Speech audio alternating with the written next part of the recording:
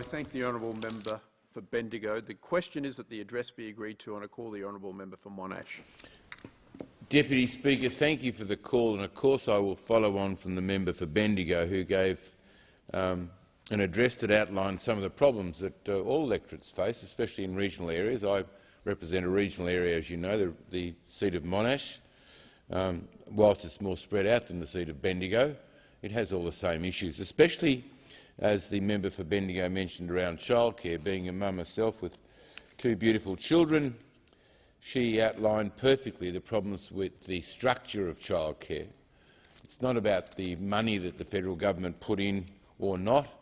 For me, it's about the number of places and opportunities for families to have childcare. The problem is, in my area, there's just not enough places for childcare, and if there are new centres built, the opportunities for places in those centres are taken up so quickly that so many people miss out. As the member for Bendigo pointed out, the difficulty around how families are locked into childcare and don't have the opportunities for family daycare, or, as in my case many years ago, of course, we had a great, very large, broader family that took all the responsibilities for childcare. Living in a country community like that, it takes a whole village to raise the children, and certainly my children were raised by that wonderful community that I lived in. Medicare is still an issue for all of us that the member for Bendigo raised. Yes, it is a universal service. Yes, I believe if you're in real trouble you can get help. But what has happened now with the election of the new government, the changes that they've made to arrangements for doctors and where they can work, where they can and can't work, for us, the changes they've made that allowed doctors to come into more, I'd say, out of suburban areas like the Frankstons and parts of the Hunter and those sorts of places where they couldn't go before. Well, of course doctors are going to move from the regional area and go and work in a place like Frankston. Frankston's a beautiful spot. But it means we now have and I don't like to use the word crisis, but we have a major difficulty confronting us in that we cannot attract doctors to regional areas. And look, I shouldn't complain, because at least my people could travel 50 k's and get to a doctor. But and there's parts of Australia now who would, give their right arm to be able to travel just 50 k's to a doctor. So I realise this is an issue right round regional Australia, that they want the opportunity to be able to even attend a doctor. The services that are provided when people can't get into a GP now, or the GP, as Lisa Chesters, the member for Bendigo, was mentioning, are saying they've got to move from bulk billing to a fee-paying clinical centre. These are all issues that are affecting families that can least afford to have this effect. They need to be able to get to a bulk billing centre, but more than that, if they can't get into the doctor or they can't afford to go to the doctor, then exactly what they're going to do is they're going to go to the emergency department at the hospital. The emergency departments in hospitals right around Victoria are already running at 101%. They're already in real trouble, and there's many reasons for that. The number of people that are unvaccinated that can't work in the health system anymore, the number of people who are exhausted or have had COVID or have long COVID. Those people are not working in the health system at this time. So we're begging and borrowing staff from other centres. Even in aged care, it's the same situation where we're short of staff there. Don't even have to go into hospitality in every other area where we're looking for people. I even have an ad running at the moment on radio to say if you're working in hospitality or you have got some experience in hospitality, go and offer yourself, because it doesn't matter where you go in the seat of Monash, there's a sign, we are hiring, we are hiring, we are hiring. People are desperate for workers to be employed in hospitality. So our hospitals are running on the skin of an oily rag, but I've also been around long enough to know that the Andrews government and the governments before them took a lot of money out of the health system and ran the health systems down, and now we're paying a terrible price for that. Even though last weekend we had an election campaign, it didn't seem to worry the people of Victoria, but that was the response. And of course, I can be disappointed with the result of the election campaign, having regard the Andrews government was returned with a slightly less majority, but a very strong majority in their own right. And my side of politics was smashed. That's the only way I can put it. They were smashed. They weren't beaten, they were smashed.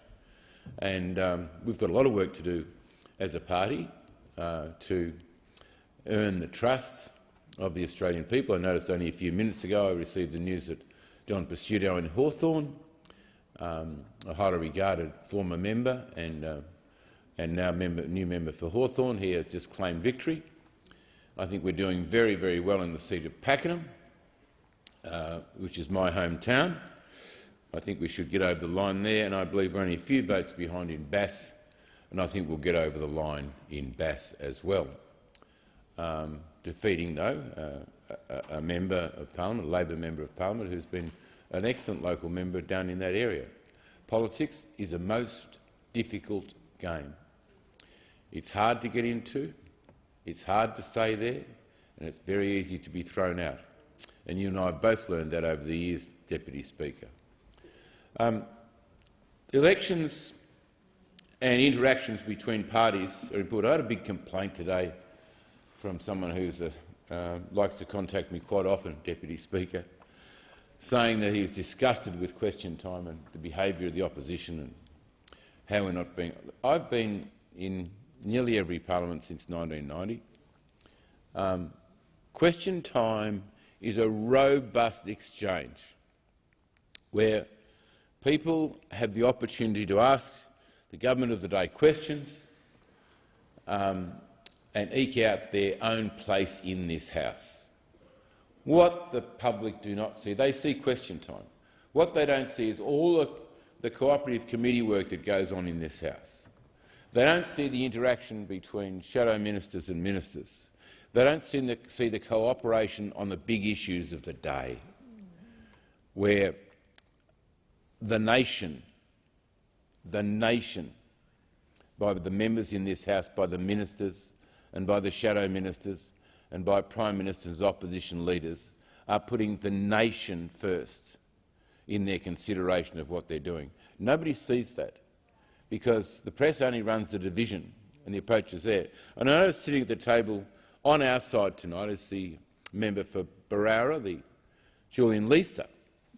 Julian Leeser has taken on a mammoth task in opposition of dealing with the Indigenous voice of the people, the Uluru Statement from the Heart, which I've publicly and strongly supported and will continue to publicly and strongly support. There's an issue where the Nationals have decided they will not, as a party, support it. In my party, there are people who are for it and opposed to it. And it leaves the shadow minister in a place where he has to gently negotiate through and find the information that the government's putting forward on how the statement from the heart and the voice to the parliament can be reasonably enacted, where most members of the House will support such a proposition. And that's a very hard job for a shadow minister. And I thought I'd just give a shout-out to the shadow minister today, this evening, and say that I think that he has made an amazing start to his senior position in the party, and I congratulate him on all the work he's done, and I wish you and your wife and your beautiful children a wonderful Christmas and a happy New Year to you too, Julian. So, having said that, I still won't get a Christmas card from him, but I'll do the best I possibly can. having praised him up. But he is a dear friend of mine, and I wish him all the best in his endeavours.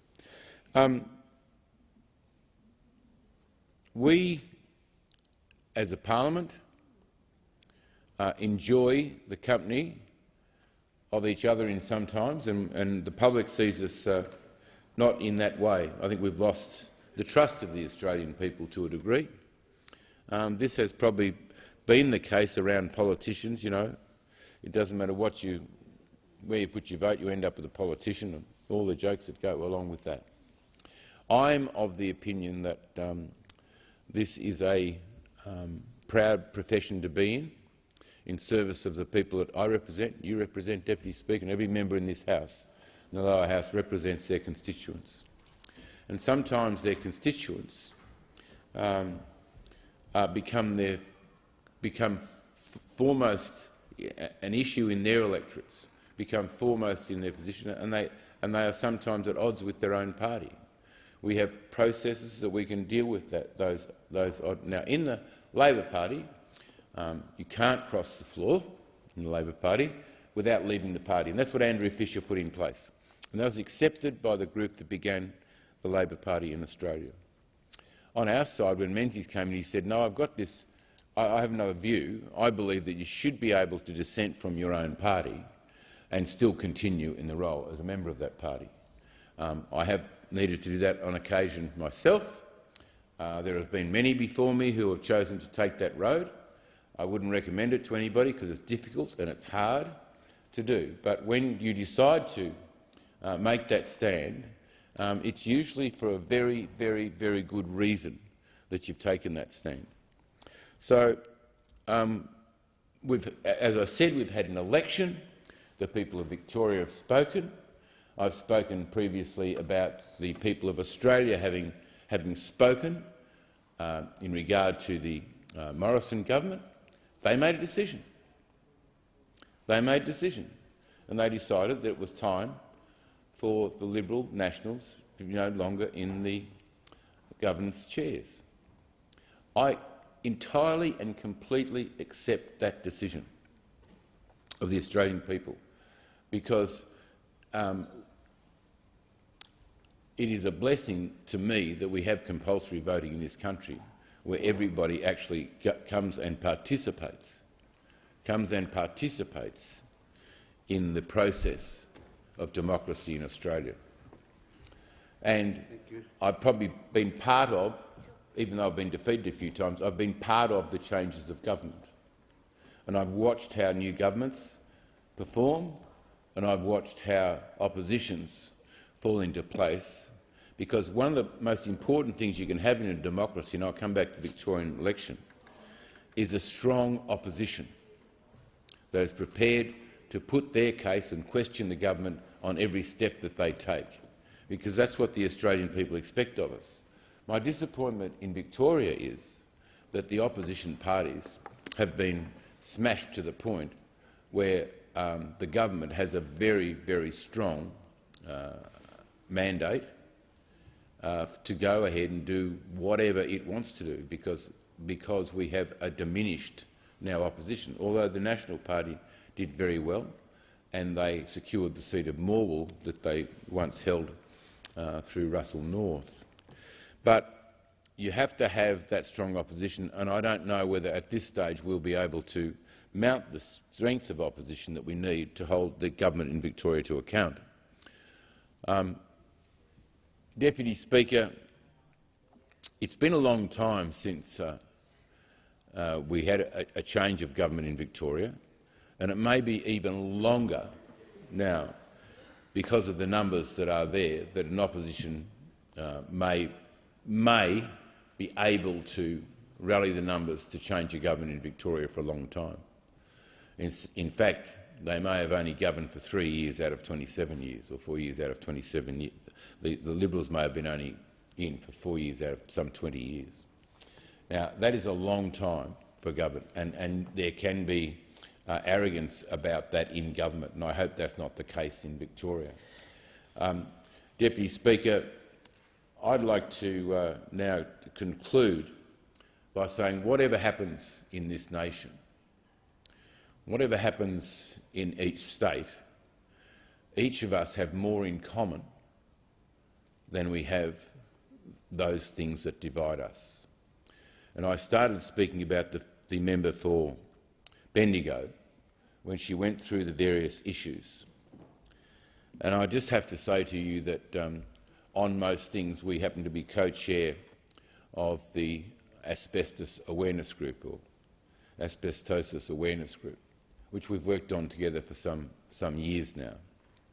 And I enjoy the interaction with Ms Chesters, member for Bendigo, in that role, making Australians aware of the dangers of asbestos to them and their children if it's handled badly.